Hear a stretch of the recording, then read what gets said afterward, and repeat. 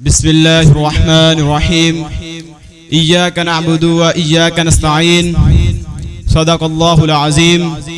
हवेदा आज अपने ज़ख्म पिन्हा करके छोड़ूंगा, हवेदा आज अपने ज़ख्म पिन्हा करके छोड़ूंगा, लहू रो रो के महफिल को गुलिस्तां करके छोड़ूंगा, दिखा दूंगा जहां को भी जो मेरी आंखों ने देखा है, तुझे भी सूरत आईना हैरान करके छोड़ूंगा। हजरात मोहतरम, आज मुझे आप अहबाब के सामने इस मौज़ूए सुखन पे लब कुशाई करने का मौका मिला है। इसका उन्वान क़याम पाकिस्तान में उलमा का क्या किरदार है।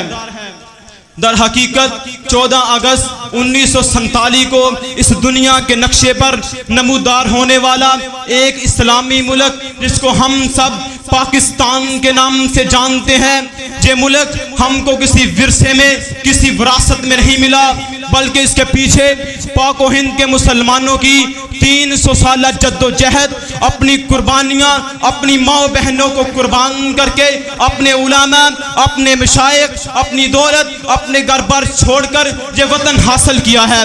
जब ये पाकिस्तान बना, दुनिया की सबसे बड़ी हिजरत हुई थी। 10,000 औरतों की इज्जतें लूटी गई, लाखों लोगों ने अपनी जानों की कुर्बानियां दी थी। अभी 20-25 साल पहले हिंदुस्तान का पंजाब का जो इलाका है उसको खोला गया, अभी भी एक कुएं से हड्डियां मिली हैं। जो सिखों ने मुसलमानों को काट काट कर वो कुआं भर दिया था, इस तकलीफ के साथ ये वतन बना है। फिर मुझे कहने दीजिए, ए वतन हम तुझसे नया अहदे वफा करते हैं, ए वतन हम तुझसे नया अहदे वफा करते हैं, माल क्या चीज़ हम जाने फिदा करते हैं। सुर्ख हो जाती है सहने चमन की मट्टी, उसी मकाम पर तब फूल खिला करते हैं। हजरात, इस मुल्क की उस वक्त बुनियाद खत्म हो चुकी थी जब 18 साल नौजवान मोहम्मद बिन कासम हक की जलगार को लेकर सिंध को फतह करता हुआ मुल्तान तक के इलाकों में इस्लाम का बोलबाला करता है, और मुसलमान 800 साल तक इस सिंध हिंदुस्तान पर हुकूमत करते हैं। इन हुकूमतों में से जो आखिरी हुकूमत आई वो मुगलों की थी, जिसके अंदर अंग्रेजों ने मुसलमानों को पस्ता हालत में देख करके मौके को गनीमत जानते हुए मुसलमानों के आखिरी हुक्मरान बहादुर शाह जफर को शिकस्त देकर अपनी हुकूमत पूरे हिंदुस्तान में कायम की।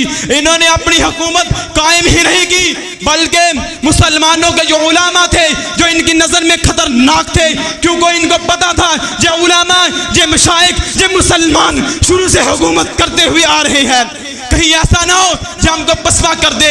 इन्होंने हिंदुओं को अपने साथ मिला करके हिंदुओं की सरपरस्ती में मुसलमानों की कमर तोड़ने, मुसलमानों को ज़हनी, दिमागी हर एतबार से गुलाम बनाना शुरू कर दिया। लोगों सुन लो, 1906 के अंदर मुस्लिम लीग का क़याम होता है, जिसकी बुनियाद इन्हीं उलामा के कहने पर मुसलमान साइंसदानों ने रखी थी। यही उलामा थे, यही मशाइख थे, यही मुसलमान थे जिन्होंने 1946 के अंदर मुस्लिम लीग के एक बहुत बड़े अजलास के अंदर मुसलमानों को एतबार में लिया कि वो इस इजलास के अंदर मुस्लिम लीग को चुनेंगे। उन इंतखाबात में मुसलमानों ने मुस्लिम लीग को चुनकर मुस्लिम लीग को बड़ा मानते हुए उस मुस्लिम लीग के लिए, पाकिस्तान के लिए हर चीज को कुर्बान कर दिया। यही उलामा थे जिन्होंने 1919 के अंदर एक बहुत बड़ी इजमा को जमा करके अजलास किया कि हम मुसलमानों के लिए एक इत्तेहाद पैदा करेंगे, जिसको जमीयत उलमा हिंद के नाम से एक जमात मुकर्रर होती है। वो जमात शाह वलीउल्लाह मुहद्दिस दहलवी की ज़ेरे सदारत मुनक्कद होती है।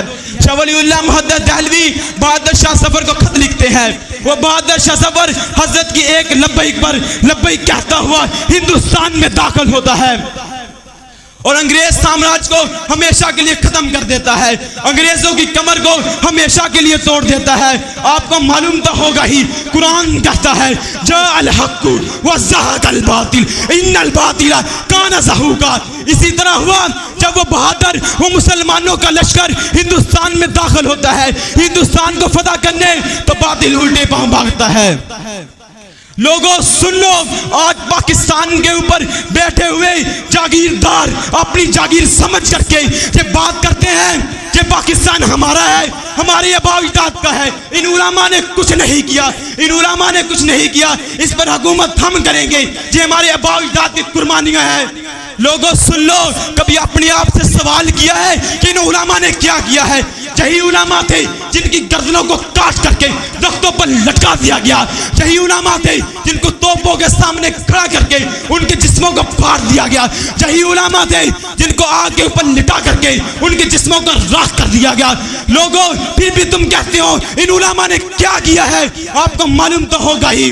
शिकारपुर से लेकर रावड़ा तक के इलाके में जितने भी दरख्त हैं, उन सब दरख्तों पर हर आलम की लाश को लटका दिया गया, फिर जाकर ये वतन बना है। फिर भी तुम कहते हो इन उलमा ने क्या किया? अगर आप तारीख में देखेंगे, अगर पाकिस्तान बनाने में अगर आपको किसी की कुर्बानियां नजर आएंगी तो वो उलमा की है। फिर भी तुम कहते हो इन उलमा ने कुछ नहीं किया। फिर मुझे कहने दीजिए, जब भी अहले चमन को जरूरत पड़ी खून हमने दिया, गर्दनें पेश की, फिर भी तुम कहते हो अहले चमन, ये चमन हमारा है तुम्हारा नहीं। वाक़िअ अल्हम्दुलिल्लाह बिल आलमीन।